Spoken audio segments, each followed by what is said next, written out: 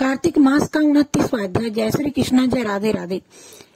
राजा पृथु ने कहा कि हे नारद जी, आपने कृष्ण और वेणी नदी के तट पर बनिया और कलह ने जिस प्रकार मुक्ति पाई वह सारी कथा हमको सुनाई है। मैंने बड़ी प्रकार सुनी है देव ऋषि। ये कार्य उन दोनों नदियों के प्रभाव से ही हुआ था या इस क्षेत्र के प्रभाव से हुआ था? कृपा करके मुझे यह भी बतलाने की कृपा करें मुझे इसमें, क्योंकि मुझे संदेह है। देव ऋषि नारद बोले, कृष्णा नदी साक्षात भगवान की कृष्णचंद्र जी की महाराज जी का शरीर और वेणी नाम वाली नदी भगवान शंकर जी का शरीर है। इन दोनों नदियों के संगम का महत्व भी ब्रह्मा जी भी वर्णन करने में असमर्थ हैं, और फिर भी चूंकि आपने पूछा है अतः मैं आपको उनकी उत्पत्ति का वृत्तांत सुनाऊंगा। ध्यान पूर्वक सुनिए। चाक्षुष मनवंतर के आरंभ में भी श्री ब्रह्मा जी ने सह्य पर्वत के शिखर पर यज्ञ करने का निश्चय किया।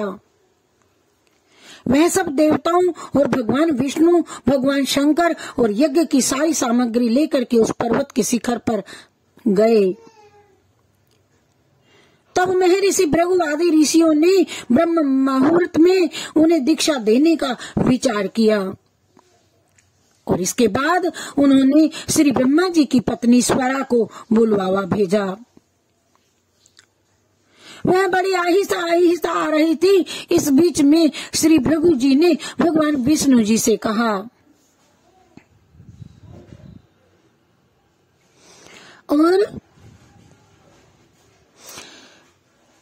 जय श्री कृष्ण, जय श्री कृष्ण, जय श्री कृष्ण, जय राधे राधे, जय श्री कृष्ण, जय राधे राधे। प्रभु, आपने स्वरा को शीघ्रता से बुलाया था, वह क्यों नहीं आई? विष्णु जी ने पूछा। विष्णु जी से पूछा भृगु जी भगवान ने।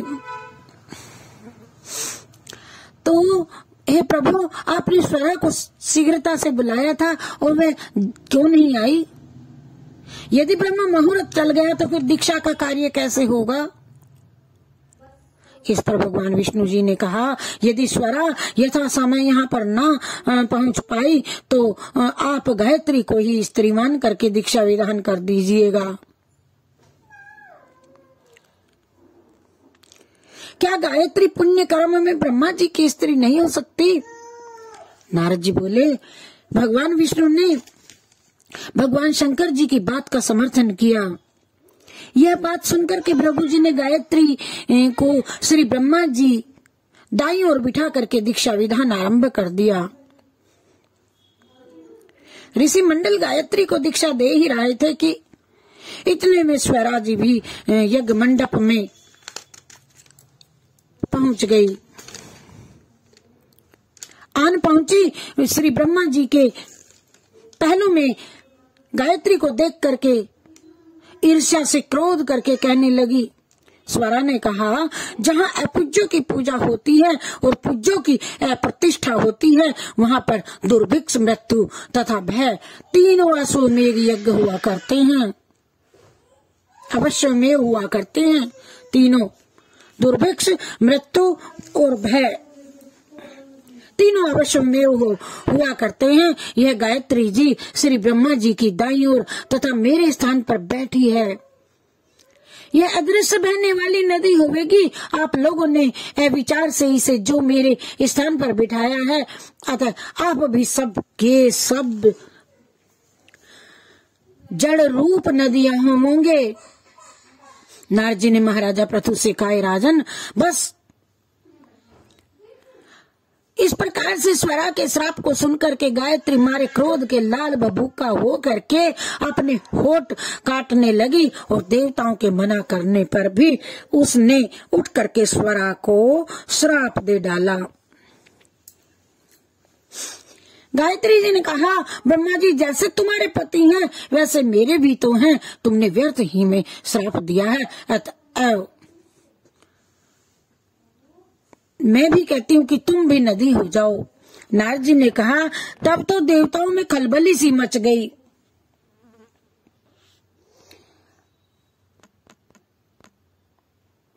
और जब देवताओं में खलबली मच गई, वे स्वरा को दंडवत प्रणाम करके कहने लगे, हे देवी, तूने तो ब्रह्मा आदि सभी देवताओं को श्राप दे डाला। इससे यदि हम सब जड़ रूप नदियां हो जाएंगे तो फिर निश्चय ही ये तीनों लोक भ्रष्ट हो जाएंगे, नष्ट हो जाएंगे, क्योंकि ये श्राप तुमने बिना विचारे दिया है। अतः तुम इसको वापस ले लो। स्वरा ने कहा, हे देवतागण, चूंकि आपने यज्ञ के आरंभ में गणेश पूजन नहीं किया है, इसीलिए यह विघ्न उपस्थित हो गया है। मेरा यह श्राप कभी भी खाली नहीं जा सकता, इसीलिए आप सब अपने अपने अंशों से जड़ीभूत होकर के अश्वमेव नदियां बनोगे और हम दोनों सोतन भी अपने अपने अंशों से पश्चिम में बहने वाली नदियां बनेंगी। देव ऋषि नारद जी ने राजा पृथु से कहा, स्वरा यह वचन सुनकर के सभी देवता, विष्णु शंकर आदि सभी अपने अपने अंशों से नदियां बन गए और भगवान विष्णु के अंश से कृष्णा, भगवान शंकर जी के अंश से वेणी तथा श्री ब्रह्मा जी के अंश से कुमुदवती नाम वाली नदियां उत्पन्न हो गई। सभी देवताओं ने अपने अंशों को जड़ बना करके वहीं सह्य पर्वत पर फेंक दिया।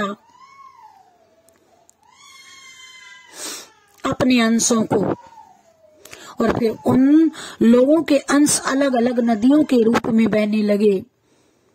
देवताओं के अंशों से पूर्व वाहिनी तथा उनकी स्त्रियों के अंशों से सैकड़ों व हजारों की संख्या में पश्चिम वाहिनी नदियां उत्पन्न हो गई और गायत्री और स्वरा दोनों पश्चिम वाहिनी नदियां होकर के एक साथ बहने लगी। दोनों का नाम सावित्री पड़ा और श्री ब्रह्मा जी ने उस यज्ञ स्थल पर भगवान विष्णु और भगवान शंकर जी की स्थापना की। दोनों देवता महाबल तथा अति बल के नाम से विख्यात हुए।